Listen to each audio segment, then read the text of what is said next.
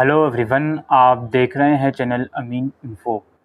Delhi university के masters courses के admission form 26 जुलाई से रिलीज़ हो रहे हैं।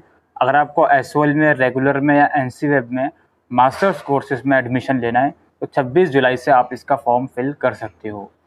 इसके अलावा दोस्तों, जो एलएलबी, बीएड ये सभी कोर्स मास्टर्स लेवल पर आते हैं तो इसमें भी सारे एडमिशन जो हैं वो 26 जुलाई से ही स्टार्ट होंगे।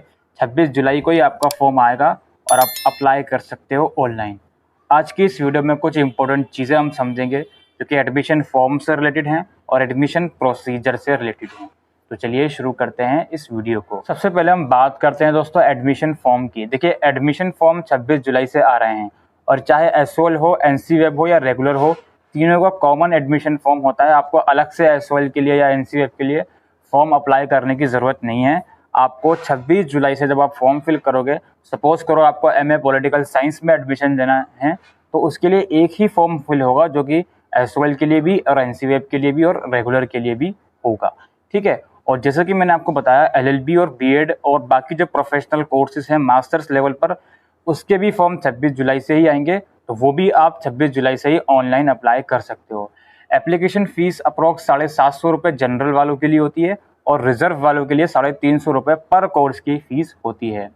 एडमिशन फॉर्म फिल करते वक्त कुछ डॉक्यूमेंट की रिक्वायरमेंट आपको होती है, जिसमें फ़ोटोग्राफ, सिग्नेचर, क्लास 10th की मार्कशीट और आपका कोई भी आईडी प्रूफ, जैसे अगर आधार कार्ड है या वोटर आईडी कार्ड है या पैन कार्ड है, वो प्रूफ आपको उसमें लगाना पड़ता है फॉर्म फिल करते टाइम। बाकी फ़ोटो और सिग्नेचर भी आपको वहाँ पे अपलोड करनी पड़ती हैं। इसके अलावा कुछ कोर्सेज दिल्ली यूनिवर्सिटी में ऐसे हैं जो एक से ज़्यादा कॉलेजेस में ऑफ़र किए जाते हैं। लाइक एमकॉम जो है एसआरसीसी में ऑफ़र किया जाता है, हंसराज में, हिंदू में या और भी कॉलेजेस में। तो फॉर्म फिल करते टाइम आपको अपना प्रेफरेंस भी देना पड़ता है कि आपको कौन सा जो है, तो किस कॉलेज को आप किस प्रेफरेंस पे देना चाहते हो। एसआरसीसी को 1 पर देना चाहते हो, हिंदू कॉलेज को 2 पर देना चाहते हो, जो भी प्रेफरेंस आपको देना है वो फॉर्म फिल करते टाइम देना होता है। यहाँ पर एक चीज़ और आपको समझनी है, दिल्ली यूनिवर्सिटी में मास्टर्स लेवल पर कुछ कोर्सेज ऐसे हैं जो एक से ज़्यादा कॉलेजेस में कंडक्ट करवाए जाते हैं, लेकिन उनकी जो क्लासेस होती हैं वो सेंट्रलाइज होती हैं, वो एक ही पर्टिकुलर सेंटर में होती हैं। कॉलेजेस अलग अलग होने का मकसद ये होता है कि कोई आपको जनरल क्वायरी है, कोई आपको एग्ज़ाम फॉर्म की क्वायरी है या फिर कुछ और भी आपको क्वायरीज़ है, तो वो आपको रिस्पेक्टिव कॉलेज में जाकर पता करनी होती है। लेकिन क्लासेस जो होती हैं वो एक ही सेंट्रलाइज प्लेस पर ही कंडक्ट होती हैं। ठीक है। और एलएलबी का तो आपको पता है 3 लॉ सेंटर हैं। जब आपका एडमिशन हो जाता है तो उसके बाद आपको मार्क्स के अकॉर्डिंग आपको जो सेंटर है वो अलॉट करा जाता है। ठीक है जी। अच्छा, इसके बाद जैसे कि मैंने आपको बताया, एसओएल और रेगुलर और एनसीएफ का फॉर्म एक ही है। ठीक है। जब आप फॉर्म फिल करोगे, कोई ऐसा कोर्स आप अप्लाई करते हो जो एसओएल में भी ऑफर है, तो एसओएल का नीचे ऑप्शन अपने आप ही आ जाएगा और उसमें ऑटो टिक हो जाएगा। दिल्ली यूनिवर्सिटी में 50% सीट्स ऐसी हैं जो मेरिट के थ्रू हैं और बाकी की 50% सीट्स ऐसी हैं जो एंट्रेंस के थ्रू हैं। लेकिन कुछ कोर्सेज ऐसे हैं जिसमें एडमिशन कम्प्लीटली एंट्रेंस बेस्ड होता है, लाइक एलएलबी हो गया, बीएड हो गया, और भी कुछ कोर्सेज हैं जिसमें एडमिशन आपके क्लास 12 के एडमिशन आपका एंट्रेंस बेस ही होता है।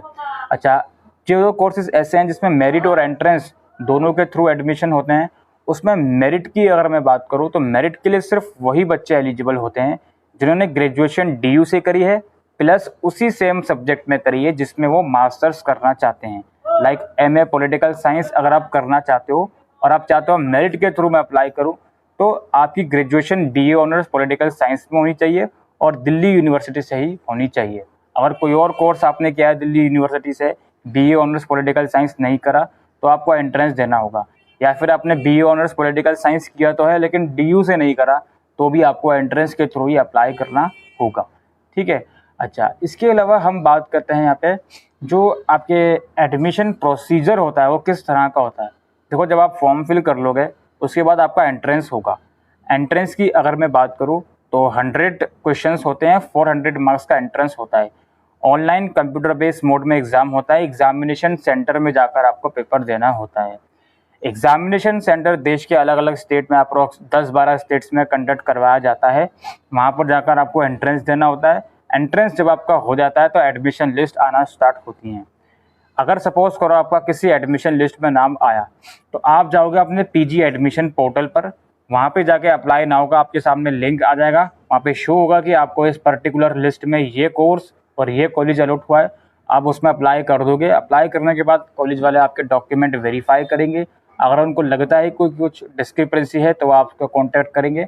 अदरवाइज़ डॉक्यूमेंट वेरिफिकेशन के बाद ऑनलाइन ही अपने पीजी एडमिशन पोर्टल से आप फीस पे कर दोगे और आपका एडमिशन कंफर्म हो जाएगा। एसओएल की अगर मैं बात करूँ तो एसओएल का थोड़ा प्रोसीजर अलग है। आप एडमिशन फॉर्म तो कॉमन ही फिल करोगे, उसके बाद एडमिशन लिस्ट जब आएगी एसओएल की तो वो एसओएल की वेबसाइट पर जाकर आप उसका अलग से दूसरा पोर्टल आ जाएगा, वहाँ पे जाकर आपको एडमिशन लेना होगा। वो जब एडमिशन स्टार्ट होंगे पीजी वाले के एडमिशन लिस्ट आएगी उसके बाद हम उस टाइम पे करेंगे। बाकी एनसीवैब का जो प्रोसीजर है वो रेगुलर की तरह ही है। आपका जो मेन पोर्टल है पीजी एडमिशन वाला, वहीं से आपको अप्लाई नाउ पे क्लिक करके अपना एडमिशन लेना है। ये सारा प्रोसीजर ऑनलाइन हो रहता है। बाकी जब कॉलेज खुलते हैं तो शायद फिजिकल वेरिफिकेशन भी आपके डॉक्यूमेंट्स की होती है। उसके लिए आप जब भी कॉलेज खोलेंगे तो वो आपको फिजिकल वेरिफिकेशन के लिए बुलाएंगे। उसमें जो भी डॉक्यूमेंट आपके होंगे लाइक 10th की मार्कशीट, 12th की मार्कशीट, ग्रेजुएशन की मार्कशीट, प्रोविजनल सर्टिफिकेट, अगर आपने ग्रेजुएशन किसी और यूनिवर्सिटी से करी है तो माइग्रेशन का सर्टिफिकेट आपको चाहिए होगा, कोई भी आईडी प्रूफ आपको चाहिए होगा। ये सब कुछ बेसिक डॉक्यूमेंट हैं जो कि रिक्वायर्ड होते हैं, वो आपको अपने पर्टिकुलर कैंपस में पर्टिकुलर डिपार्टमेंट में लेकर जाने होंगे जब भी कॉलेज खुलेंगे। तो ये सारा एडमिशन प्रोसीजर होता है दिल्ली विश्वविद्यालय का मास्टर्स कोर्सेज़ का।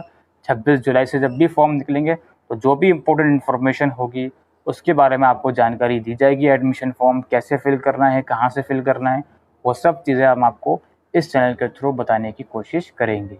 फिलहाल के लिए इस वीडियो में इतना ही। ये वीडियो आपको यूज़फुल लगी हो तो वीडियो को शेयर कर सकते हैं। चैनल पर पहली बार हैं तो चैनल को सब्सक्राइब कर सकते हैं। Thank you.